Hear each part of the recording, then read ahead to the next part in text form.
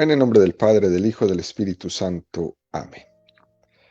Ven Espíritu Santo, y llena los corazones de tus fieles, y enciende en ellos el fuego de tu amor. Envía tu Espíritu Creador, y se renovará la faz de la tierra. Estamos estudiando el Catecismo de la Iglesia Católica, segunda parte, la celebración del misterio cristiano, segunda sesión, los 7 sacramentos de la Iglesia, capítulo segundo, los sacramentos de curación.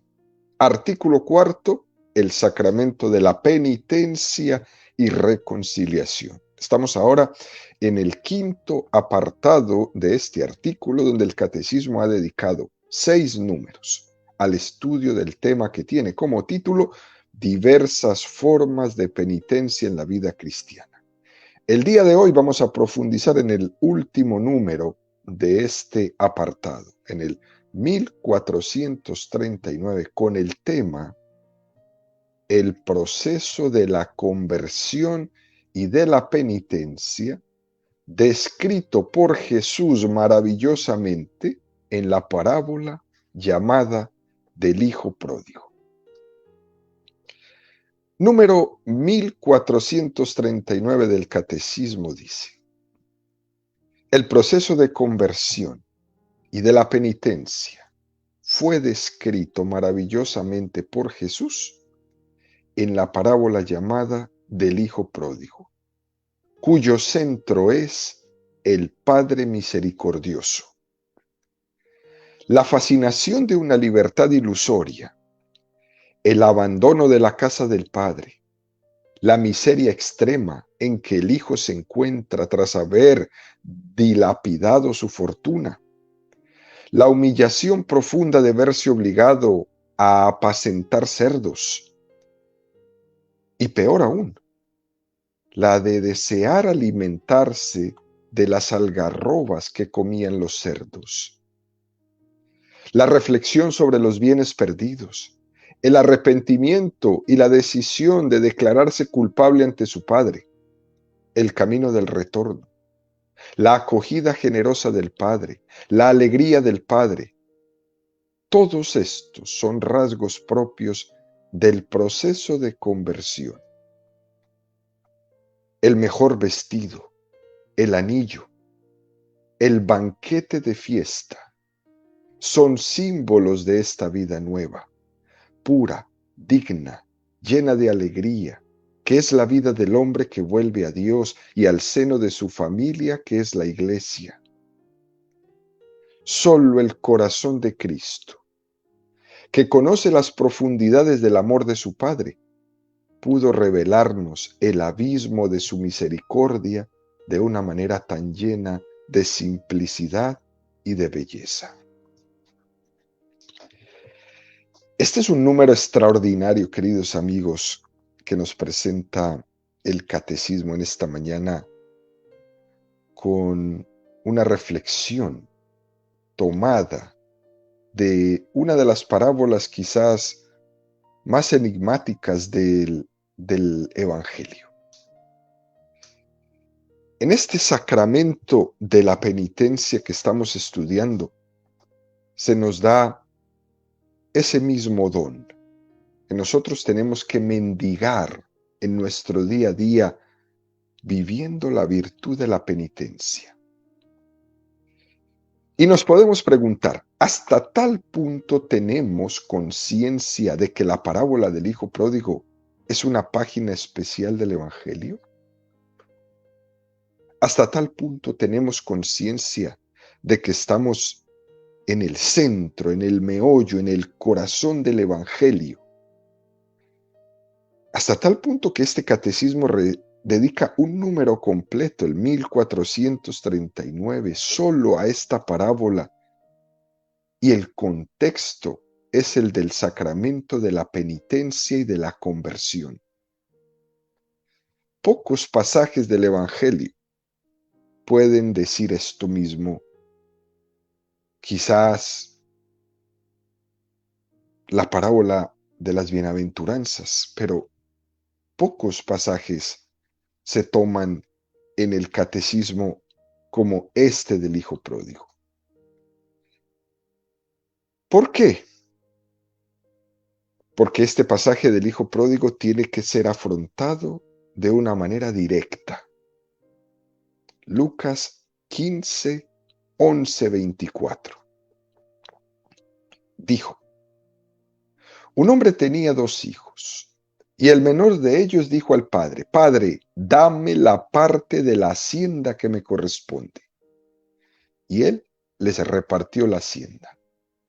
Pocos días después, el hijo menor se reunió con todo y se marchó a un país lejano, donde malgastó su hacienda viviendo como un libertino. Cuando hubo gastado todo, sobrevino un hambre extrema en aquel país y comenzó a pasar necesidad. Entonces fue y se ajustó con unos de los ciudadanos de aquel país, que le envió a sus fincas a apacentar puercos. Y deseaba llenar su vientre con las algarrobas que comían los puercos, pero nadie se las daba. Y entrando en sí mismo dijo: ¿cuántos jornaleros de mi padre tienen pan en abundancia, mientras que yo aquí me muero de hambre? Me levantaré, iré a mi padre y le diré: Padre, pequé contra el cielo y contra ti. Ya no merezco llamarme hijo tuyo. Trátame como a uno de tus jornaleros. Y levantándose, partió hacia su padre. Estando él todavía lejos, le vio su padre y conmovido corrió. Se echó a su cuello y le besó efusivamente. El hijo le dijo: Padre, pequé contra el cielo y contra ti. Ya no merezco ser llamado hijo tuyo. Pero el padre dijo a sus siervos: traed aprisa el mejor vestido y vestidle. Ponedle un anillo en su mano y unas sandalias en sus pies. Traed el novillo cebado, matadlo y comamos, celebremos una fiesta, porque este hijo mío estaba muerto y ha vuelto a la vida, estaba perdido y ha sido hallado. Y comenzaron la fiesta. Su hijo mayor estaba en el campo y al volver, cuando se acercó a la casa, oyó la música y las danzas. Y llamando a uno de los criados, le preguntó qué era aquello. Él le dijo: ha vuelto tu hermano, y tu padre ha matado el novillo cebado porque le ha recobrado sano. Él se irritó y no quería entrar. Salió su padre y le suplicaba, pero él replicó a su padre: hace tantos años que te sirvo y jamás dejé de cumplir una orden tuya, pero nunca me has dado un cabrito para tener una fiesta con mis amigos. Y ahora que ha venido ese hijo tuyo, que ha devorado tu hacienda con prostitutas, has matado para él el novillo cebado.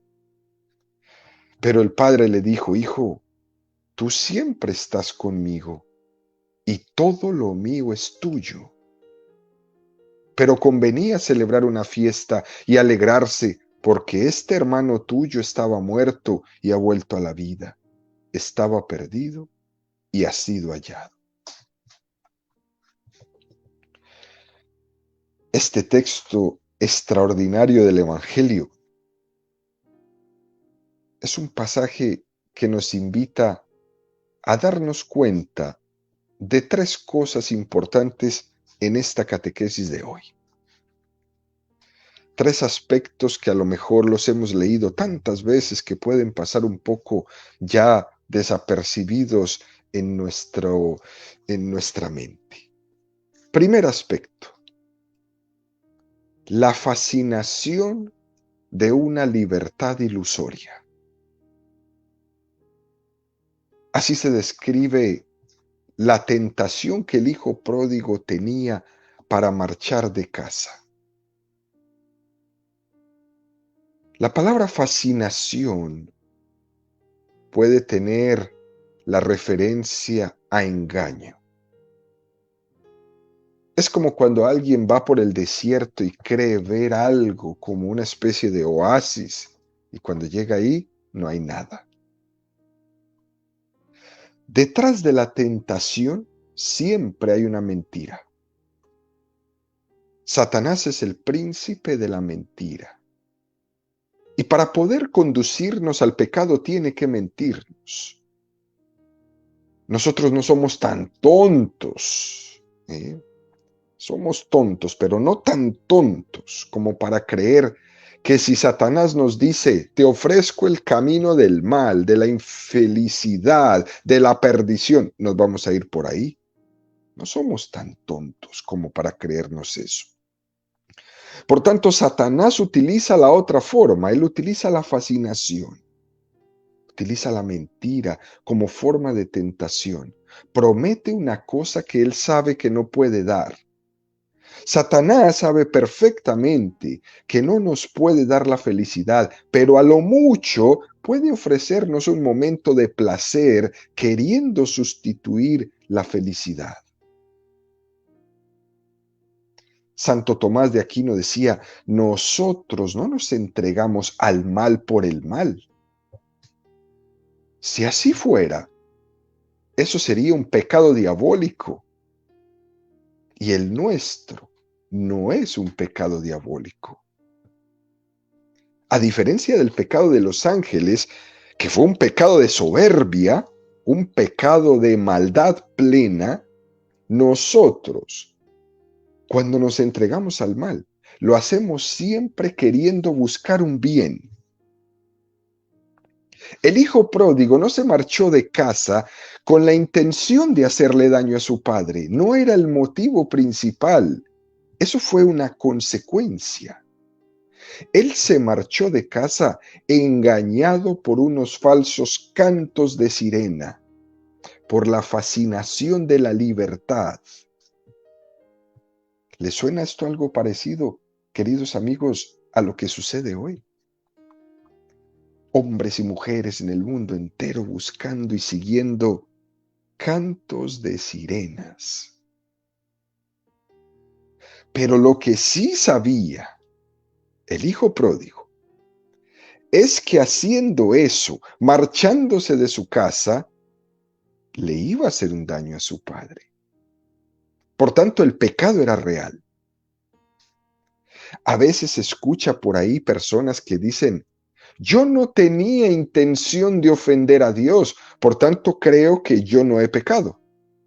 Pero eso no es así.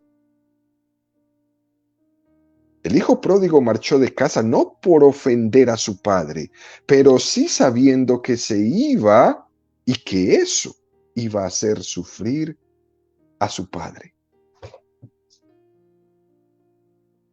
Esto de la fascinación, queridos amigos, es lo cotidiano de cada uno de nosotros. Somos fascinados. Este mundo nos halaga. Aquí se halaga la vanidad. Nos ponen a soñar. La propaganda, los anuncios, todo es fascinación. Y me hacen creer que mi felicidad depende del automóvil, mi fama depende del bolso que uso, de las botas que me pongo, de la correa, de la nevera, de la casa. Y nos venden una fascinación de felicidad.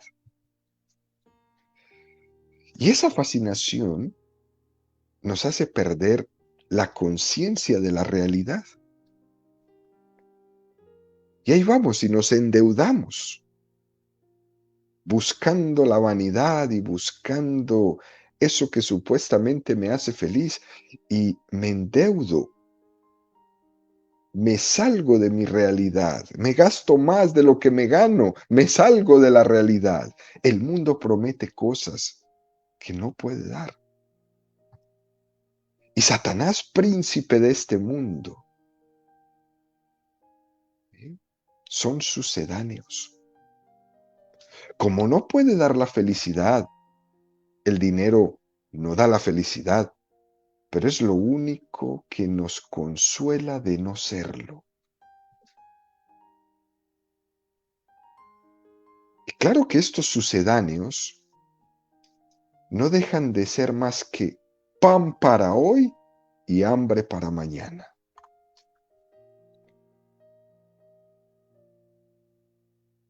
Esa es la dinámica de la tentación, la de envolver al hombre, la de mentirle, de fascinarlo, de una libertad ilusoria, de ponerlo a escuchar cantos de sirenas y después ahogarlo.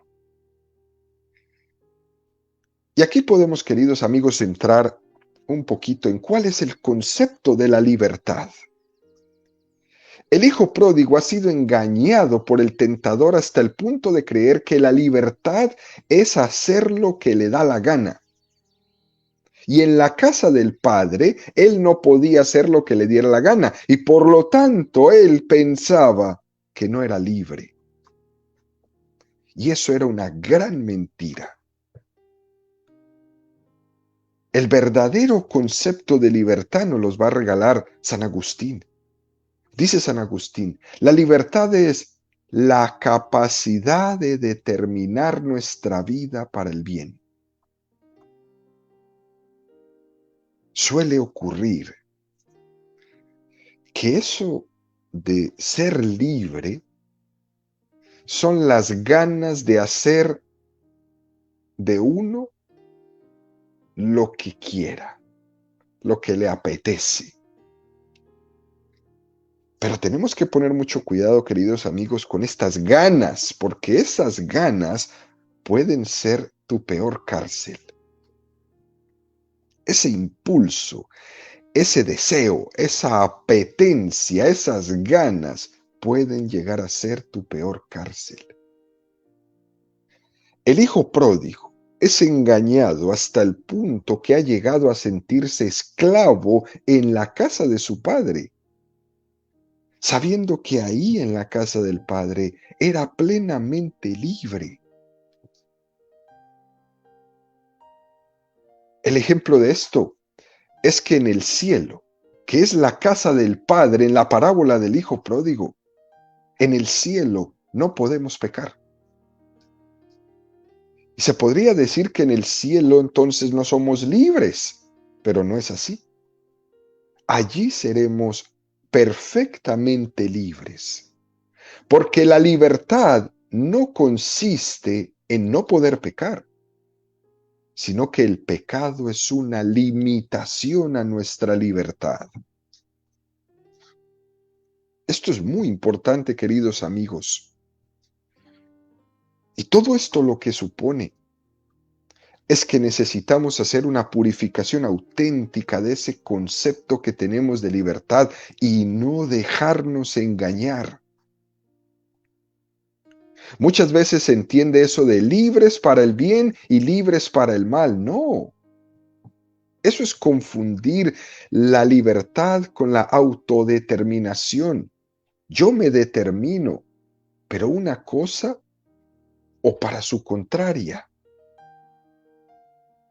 El caso es que el hijo pródigo, que se marchó de casa, nunca fue tan libre como cuando estaba en la casa del padre.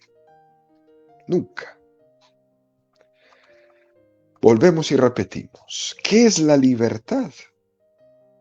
La libertad es la capacidad de determinar nuestra vida para el bien.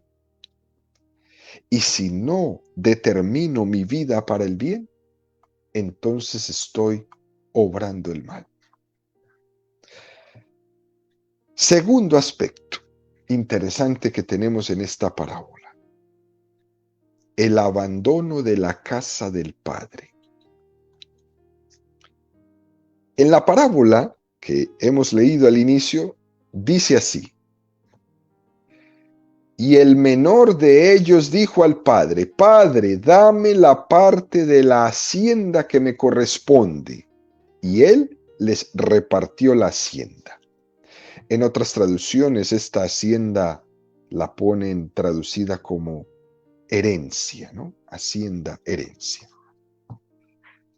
El detalle es que la hacienda o la herencia se reparten es cuando el padre ha muerto. En el fondo, el hijo pródigo está actuando como si el padre hubiera muerto. El pecado consiste en actuar en la vida como si Dios no existiera. Cuando yo le pido mi herencia a mi padre mientras él está vivo, le estoy diciendo que para mí está muerto. Como si Dios hubiera muerto para mí. O como si yo hubiera muerto para Dios. Y me pongo en camino de acción actuando al margen de él. El padre podría perfectamente haberle negado lo que estaba pidiendo. El padre le pudo haber dicho, oye, pero es que yo no me he muerto. ¿Cómo te voy a dar la herencia si yo estoy aquí? Eso es mío. Sin embargo, el Padre se lo da. Y así actúa también Dios en nuestra vida. Incluso para pecar nos estamos sirviendo de Dios mismo, de todo lo que nos ha dado. No podemos pecar sin servirnos de los dones que Dios nos ha dado. El corazón del Padre no quiere hijos esclavos. Él no quiere tampoco retenernos junto a Él si nosotros no queremos estar con Él. Él lo único que quiere es que estemos con Él por amor. Esa es la vinculación que quiere tener con nosotros Dios. El amor libre, el amor consciente, el amor agradecido. Dios nos ama tanto que confía y tiene esperanza en el retorno. Si no tuviera esa esperanza en el retorno, no le daría la herencia. ¿Por qué? Porque el Padre ama en libertad. Hay un detalle más hermosísimo, que no se trata de abandonar físicamente la casa del Padre. En el fondo, con el hijo mayor de la parábola, que estaba en la casa del Padre, pero no estaba en el corazón del Padre, es muy distinto. El hijo pródigo lo primero que abandona es el corazón del padre y da un paso más y abandona la casa. El caso que si no me alegro con la gloria de Dios, si no me gozo con el gozo de Dios, es como estar casi de cuerpo presente dentro de la casa del Padre, dentro de la iglesia, pero con esa manera de vivir, sin duda así llegará el día en que le abandone. Luego, abandonar la casa del Padre es un proceso complejo donde el primer paso, lo fundamental, no es la ruptura gráfica de salir de casa. Antes de eso, antes de salir de la casa, antes de salir de la iglesia, ha ocurrido otra cosa más grave, y es que el corazón del hijo no latía con el del padre. Las alegrías del padre no eran las alegrías del hijo. Y eso era lo más terrible. Nosotros tenemos como un problema de gusto en el paladar, por ejemplo. Y es que las cosas buenas, las cosas santas, nos resultan un poco sin sabor, mientras que las cosas mundanas de la vanidad nos resultan sabrosas, deliciosas. Las cosas carnales nos resultan buenísimas y las cosas espirituales insípidas. Y eso es lo que le pasó al hijo pródigo de la parábola. Estaba en la casa del padre y decía, es que aquí me aburro. Y sin embargo miraba con envidia todo lo que pasaba en la calle. Él, que en la casa del padre tenía todo, miraba con envidia las prostitutas en la calle. Miraba con envidia a los borrachos en la calle, miraba con envidia a aquellos alejados, tirados. Ese es el problema que tenemos como fruto del pecado original y de nuestros propios pecados. Ese es el drama que nos ocurre. Físicamente estamos en la casa del Padre, casi por mantener las formas, o porque a estas alturas de la vida no nos vamos a ir por determinados pecados, pero el problema en el que estamos es que no gozamos de las cosas del Padre. No gozamos de las cosas de Dios.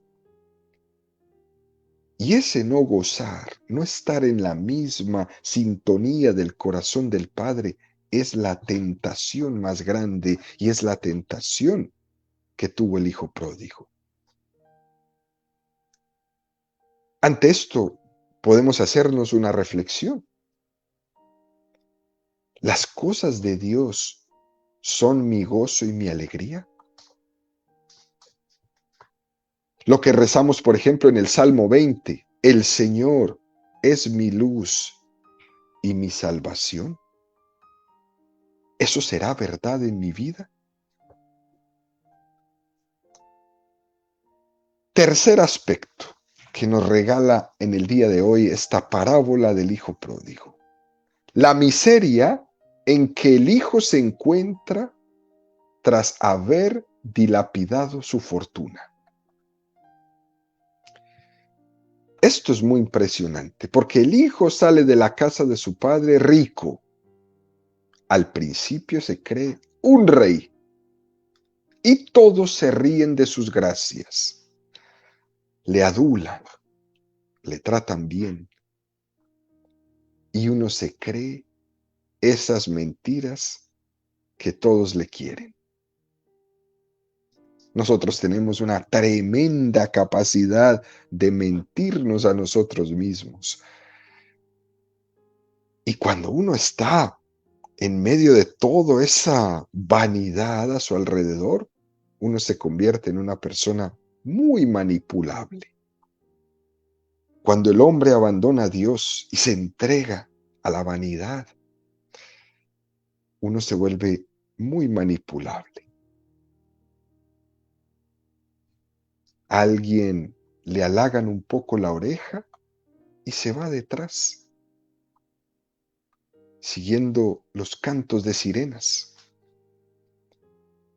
Pero llega el momento, aunque sea duro de decirlo, pero para que el hombre piense y recapacite, todos, absolutamente todos, en un momento de nuestra vida, tenemos que tocar fondo. Porque sin esa experiencia de tocar fondo, el hombre huye hasta que llega un momento en que ya no puede seguir huyendo, porque ya ha habido un hecho determinado que le ha hecho chocar frontalmente. Había un muro allá enfrente y yo no lo vi. El pecado no me dejó verlo. Y el pecado es una especie de huida hacia el frente, huida hacia adelante, hasta dejarme chocar con el muro. Ese tocar fondo puede ser por muchas cosas. La muerte de un ser querido, quedarme sin trabajo, quedarte sin dinero, descubrir que tu cuerpo padece una enfermedad grave, padecer una enfermedad psiquiátrica. Muchas cosas me pueden llevar a tocar fondo. Hay muchas formas donde la providencia de Dios sale a nuestro encuentro. Mañana vas al médico y te dice, tienes un cáncer, nivel 4.